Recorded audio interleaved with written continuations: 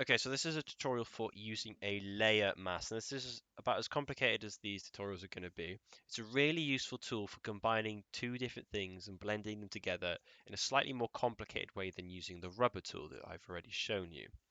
The goal of this piece of work is to make this person's arms have the texture of sort of snake skin or lizard skin, like this. So the first step to do is to drag this from your layer up to the top, drag it down, and let go. I'm going to make it so that it's the same size roughly as her arms, so it's just covering her arms, about there. I'm going to press OK. But I want these to be below, so I'm just going to stick it below. There's two ways really that I think of as when you're trying to add an effect together. You can either use the cut and paste tool. So I'm going to get rid of her arms here, and I could select an area. So I could get the lasso tool here, and I could just select like a big kind of area. I'm just going to draw a random shape, and I could copy and paste that. So I could press Control C to copy it and Control V to paste it.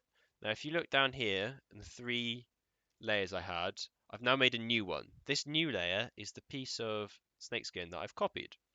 So if I stick that on top and make the arm layer visible again, so click the little eyeball, I can now play around with this kind of shape. I can change the size of it. I can add it wherever I want on an arm. I can stretch it if I hold shift and make it into a weird sort of shape. I'm going to cover this section of her arm. Like that. Okay, so now I've got the snake skin on top of her arm. You could use the rubber here and begin rubbing out your image. So make sure you're on that layer, and I could just start rubbing out the edge. I probably want to make the hardness a little bit harder here so that it goes in layer in line with her arm. And just sort of work my way up and down until it kind of looks like it's over her arm. If you go over, just press Ctrl Z and go back. So on and so forth until you're kind of happy that it's roughly the same shape as the arm. You could do that side as well. I've gone over the arm a little bit, but for the sake of this tutorial, it's fine. Actually, that's not fine. Let's make sure it is good. Like that. Now, her arm kind of looks like it's made of snake skin. It's not that great, to be honest. The cutting and paste method isn't brilliant. If I really wanted to, I could take the opacity down, take the hardness down so it's nice and soft, and I could kind of blend her skin in together here a little bit. So make her arm look a little bit more lizardy, so it's slowly transforming from human skin into lizard skin, which is kind of gross. That's just the way it is right now.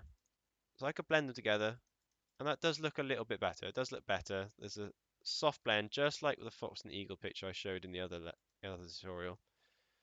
It does blend together a little bit better. I kind of find that method a little bit of a pain, if I'm completely honest, because it seems like it's an extra step. So I'm just going to delete it, and we're back to where we were.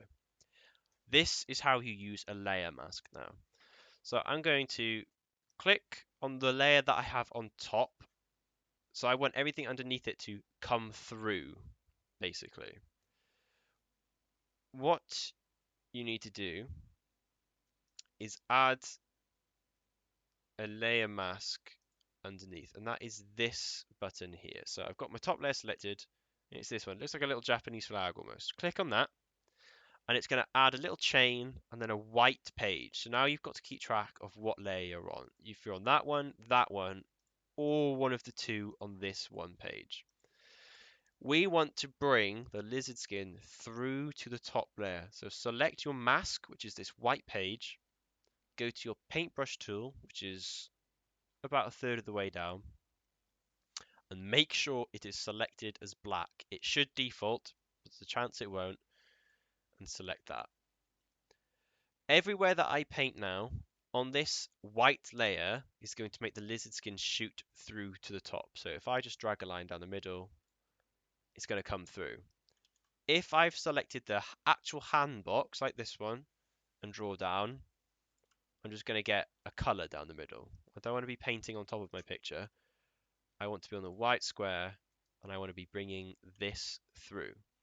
So now, if I was to up the hardness of that and take the size down, I could kind of draw where I want the lizard skin to come through. So I could kind of make it almost jagged in places, so it looks like she's some sort of weird lizard lady. Like that. And I could draw however I wanted the shape on. So this whole bit here, I could just fill right now with 100% opacity. The size a little bit smaller. Change this down a little bit. I'm just going to fill this bit in. So this is making the lizard skin texture come through from below up into the arm. I'm going to take it all the way down. Now I want to make it blend in like I just did with the rubber tool. So I'm going to go up to my opacity again. I'm going to change it way, way down to about 12, 15. I'm going to zoom in a little bit. I'm going to start painting in, but now only 12% of the lizard skin layer is going to come through every time I click. So if I keep clicking, more and more is going to come through. So I'm just going to work along this edge until it slowly, slowly transforms this person into some sort of weird reptile person. Back and forth, keep clicking. Every time you click, you add a little bit more darkness. Work your way out like that. And she's very slowly, but very convincingly going to slowly turn into a creepy lizard person. I find this way far easier than using the rubber tool because you don't have to. You can see what you're drawing on top of. With the rubber tool, you're kind of blinded a little bit because you can't see where the arm is underneath. This tool just works a lot better for this kind of thing. So that is kind of blending pretty nicely. She's slowly going from normal person to creepy lizard. And you can do that anywhere that you want on this. So I'm going to take the size right the way down. I'm just going to go over to her hand up here, and I could make top of her hand, turn the opacity up a little bit into the lizard texture as well. So we're just going to draw back and forth here. I'm going to make the hand kind of spiky in places. Keep clicking if you want it to be darker. Same here. And then I can blend it out a little bit.